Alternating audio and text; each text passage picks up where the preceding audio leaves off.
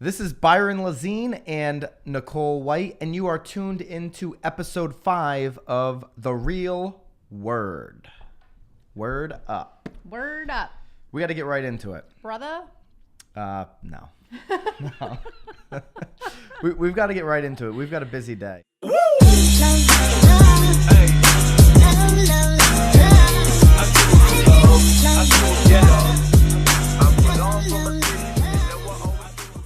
Let's get into the first topic. We have a phenomenal final word, and I don't know where you're going to put that, Brian. You're going to flash it. If you want to present your final word, if you're in the industry and you have a topic or a question, just email it wherever Brian posted the emails above or below, and we'll take your final word. It could be text, email, could be a tweet for all I care, video, just, maybe turn the phone to the side. Yeah. But either way, we'll take it however you can deliver that. So first topic, we've had a lot of storms. We just had like a mini storm here in Connecticut. Well, I do. I feel like we weren't really that well prepared for the storm that we just had. Because nobody said anything about it. No, they're like, it's going to be windy. Yeah. Dude, it sounded like a train went through. Like we didn't have school the next day. To be fair, though, like we had some trees fall down and some people lost power for 3 days. Yes. But it was not anything like what we saw in Puerto Rico in Texas or Florida or all these places. Everybody knows the deal. 2017's been a rough year. Super rough. For Mother Nature. Yeah. Crazy. Fires in California. I mean, it's really been quite crazy. So a staff writer for Inman, Gil South. Is that Gil or Jill? It would be Gil. It'd be Gil. Okay, Gil. Good. Sorry, Gil. Hi, Gil. How could real estate better prepare for natural disasters? So we can't stop natural disasters from happening. They've been happening for hundreds of years.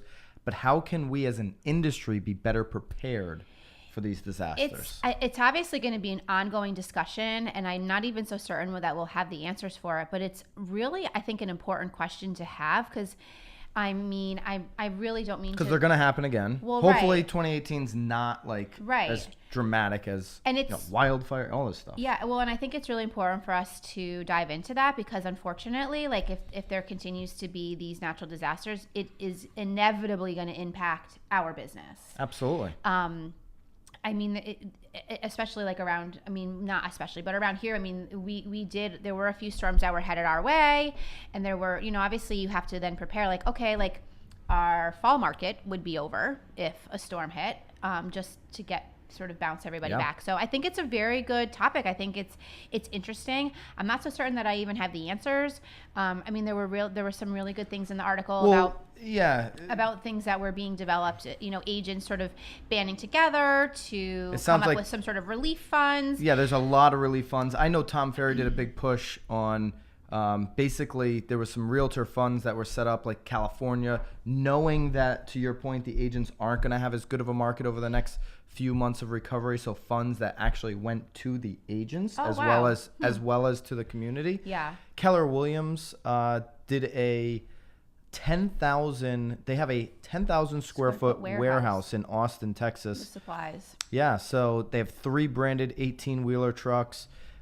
For any future natural disasters they can get out there. So there's a couple things I think we can do as agents. Tim Macy, who was on the show, when was Tim on? He did the final word. That was 2 weeks ago. Was episode 3 maybe? Episode 3, Brian? Yeah. Tim Macy, and he's in San Antonio, Texas. When Harvey hit in Houston, he immediately did it was like GoFundMe or something. I think I'd give him a little bit. And he raised, I don't know, a very small amount of money, $1,000, $2,000, whatever it was. And he put together a little crew. That money was just for the supplies, for them to get down there to eat, maybe to stay. They were down there for like a weekend or something, and they just pitched in, like boots on the ground, pitching in. And I love that. Yeah, that's. I mean, as much as I love the fact that there are these storage units in Austin, Texas. I obviously am not in Austin, Texas. So I Right. do think that it's super important for us as agents to have more of like a local approach. I mean, obviously I love that you contributed globally because we were lucky enough to go unscathed this season. Yeah. But there will come a time that we won't, much like, Sandy hit and all that. So I think it's great to have sort of a local approach. So I love that he participated in doing that. So I think there's two things. There's that. There's the local, the community. Help your community. And then if it's not happening in your community, maybe it's money, maybe it's you physically going there. That's number one. Number two thing I think that we need to do as agents and brokers is educate our clients. So I'll give you an example here, Connecticut Shoreline. I was talking to my insurance agent, and she said, hey, if you have a property that right now is not in the flood zone, but maybe they're waterfront. For example, Harvey, I believe because of Harvey, because a lot of the flooding in Houston was not in a flood zone, we're going to see remapping throughout the country. Well, we saw that up in this area right after Sandy. I mean, in all honesty, maybe I'm inaccurate, but I do think that there comes a time too where FEMA has to remap to regain some more money that they lost. No so doubt. It's inevitable whether it's going to flood or not. Again, they just need flipping money. So she had a suggestion that when you have homeowners, and my parents actually happen to be in this boat, I talked about it on the radio show, their waterfront, the road runs between their front yard and the water. They're technically not in a flood zone, believe it or not. That's a property I believe will be remapped in the next 5 years at some point, and they will be in a flood zone. Right. So right now they can get a really low cost on a flood insurance plan. We'll call it $500. It's very, very low. Yeah, I would say it probably is even less than that. Right. But yeah. They can lock that in, and when they sell in 5-6 years, if they're in a flood zone, they can transfer that policy to the new buyer. So instead of the new buyer having to get, let's say, a $10,000 policy, they are receiving the transferred policy, grandfathered in at $500. Yeah. So by educating your client, because that right there will save about $100,000 in the equity of their home. Well, right? Absolutely. I mean, because it's all about buying power, really, when a buyer comes through. So if there's all of a sudden a $2,000 or $3,000 flood policy, they're immediately losing $200 a month, which is tens of thousands of dollars in buying power when they're going to buy a house. So as a buyer, I'm thinking I'm going to be there 10 years, 10,000 times 10. I'm immediately taking. But they can't even necessarily get a mortgage either because they're now like debt to income, money coming in. It's all thrown off. Yeah, true. If you're not a cash buyer. Exactly. So first thing, help your community, whether it's boots on the ground, send money. Second thing, educate your clients. I think those are the two bullet points. Well, the only other thing that they mentioned sort of in there is when it comes to rebuilding, obviously, I think that if you are in some of these flood zones, it is sort of a requirement to then build to FEMA guideline. But if you're not, and it happens to be some sort of other disaster, I think it's also, they were just talking in the article about making sure that when you rebuild, it's you rebuild with those things now in mind. So, which seems like that would happen no matter what, but worth mentioning. So I think it's super important to have these discussions again locally. I mean, even within just like our team, like what can we do to help get information out, help people reach out, resources. I mean, locally we're here on the shoreline, so community funds, I think that's a great idea for the future, because something's going to happen, right? All right, the final word, again, if you ever want to post the final word, send an email. Let's link that back up again, Brian. It'll be linked in the description if you're on YouTube. This is the first final word from a non-real estate agent. But he's in the real estate field. He's in the real estate field. He's a lender. Office is located in Brooklyn, New York. Peter.Costakos. Big ups to you. He may actually Used be him the multiple first times, man bun guy too, right? Does he have a man bun? Pete, is Love that the a man bun? I don't love the man bun, by the way, but Nicole does. Let's see what he's got for the final word. Happy New Year, Byron and Nicole. How are we doing today? I want to know what's going on for next year. If you don't know, I'm saying Happy New Year because you need to start planning way sooner for the following year. So you tell us. You guys know the market better than anybody else I know. So what is 2018 going to bring on the real estate front?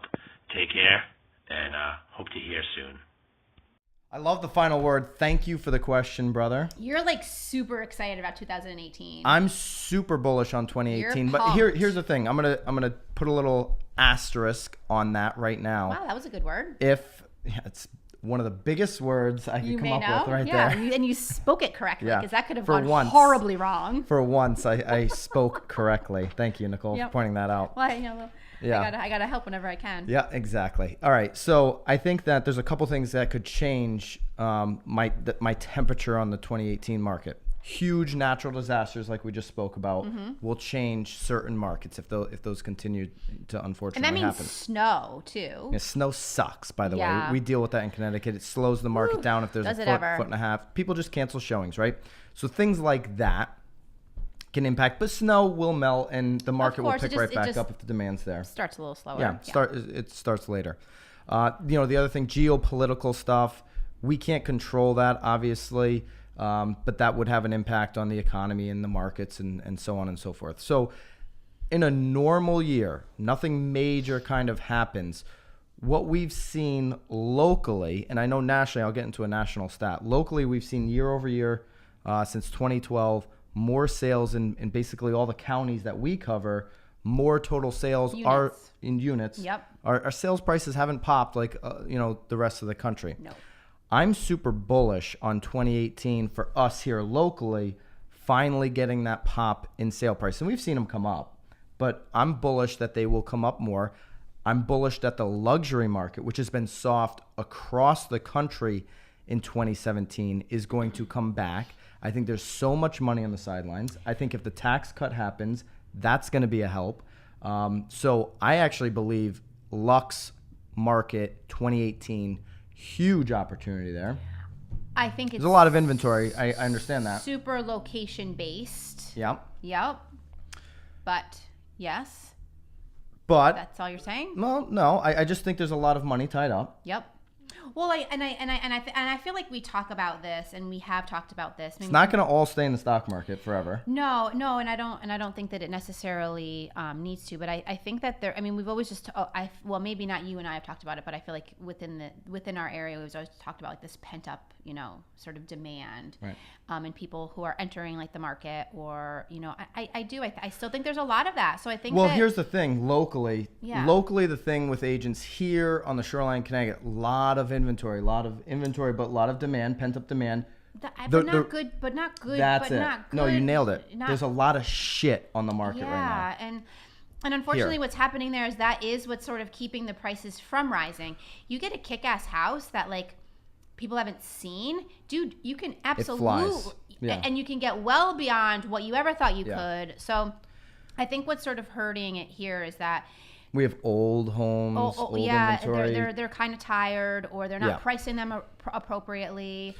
They're pricing them for that one outlier that was so kick-ass. So to your point, and this is a Keeping Current Matters article. The National Association of Realtors reported that there has been a sale that sales have rose 0.7% month over month, but remain 1.5% lower than they were a year ago. And to your point, there's just not enough inventory for some of this demand to break through. Maybe. Right? They're talking about, basically this article is, should you list now? Right. Well, buyers are super patient. Right. I mean, man, I haven't seen buyers this patient in like this a fall market, really they've been super long patient. time. I mean, they're just kind of like, dude. I mean, like tire kicker to a whole new level. I mean, we'll wait, we'll see. Maybe something more will come. There's spring. I don't need to. Like, they're so patient. I don't know if they're living at home. I don't know if mama's still making their bed, but like so super patient. Yeah. Hey, if mama's still making your bed, maybe you move out, I'll move in. We'll call that a trade. A little swap. Yeah, absolutely. So home sales, here's a quote from NAR's chief economist, Lawrence Yun. Home sales in recent months remain at their lowest level of the year and are unable to break through despite considerable buyer interest in most parts of the country. They are super patient. To your point, good inventory is going to get soaked up quickly. I do think there's going to be more buyers in the marketplace than there even are today when we hit the spring market in 2018. Well, because the people that aren't buying in the fall, which I'll be honest, the fall market in my past years has been just as fantastic as the spring. Yeah. Except this year.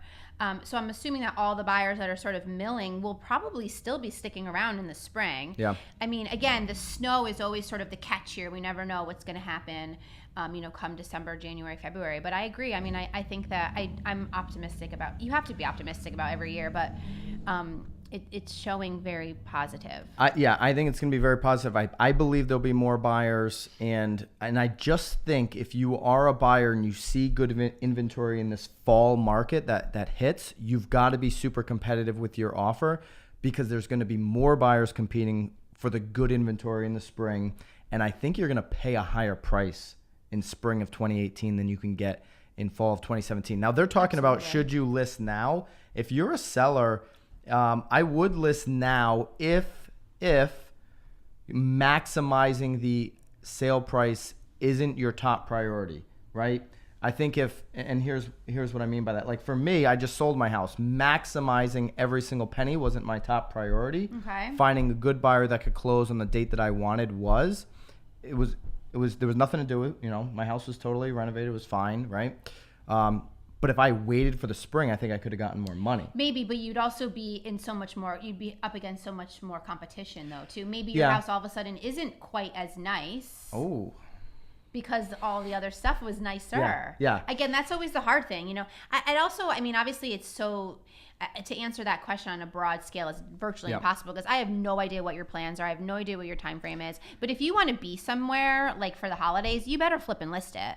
Well, but if you also we're want already at Thanksgiving, right? But we're up against it. even if you want to move on before spring, I mean, now is the time to really, get on there. But if you're not looking to get anywhere before summer, or you have a couple years, I mean, I guess you can wait. Keeping Current Matters says do it now, because there's not a lot of good inventory and there is buyer demand. Price it right. I agree if you really want to move now, but Right. I think if you're maximizing your penny, even though there's going to be more buyers, more competition rather in 2018, I think you're going to be better off. I'm very bullish on 2018. So Yeah, you're psyched. We'll see if I'm You've been right. talking about 18 for a couple weeks now. Happy Months. New Year, Pete. We appreciate Happy the New Year, question. Pete.